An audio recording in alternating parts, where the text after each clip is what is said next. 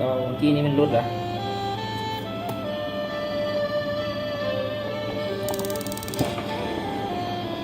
ใครคือคนหนึ่ง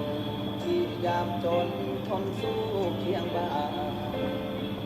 ใครที่ถามว่าไม่วันที่ใจท้อใครที่ยอมเดินเคียงข้างผู้ชายมอสอมีแรงสู้ต่อยามทุกข์ไม่ท้อเพราะใครเหนื่อยยิ้มไม่พอใครบอกให้ใจจริงใครคือเพียงคนความฝันวันผู้ย้ายเกิดมองคนนั้นเขาคือใครรักแม่จาก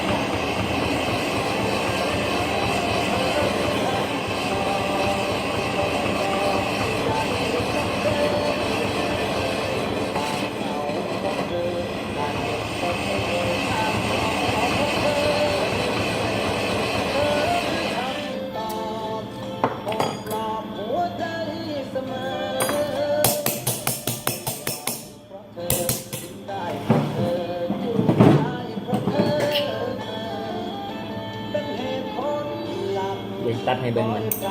ปัญหาที่เจอก็มีชื่อเธอทุกครั้งที่ทวนทางใจ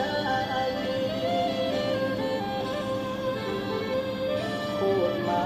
ทุกอย่างเพราะอยากให้เธอรู้ว่าเธอนั้นมีค่าต่อชีวิตของพี่แค่ไหน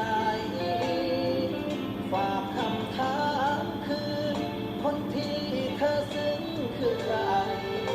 มีชื่อของพี่หรือไม่คำตอบอยู่ในใจ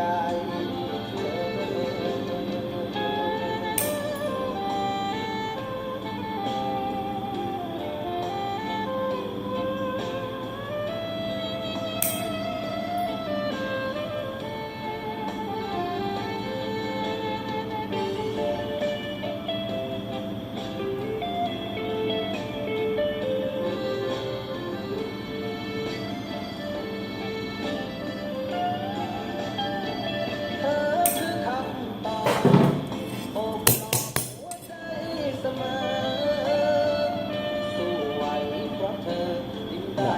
แต่เราจะได้ยังไง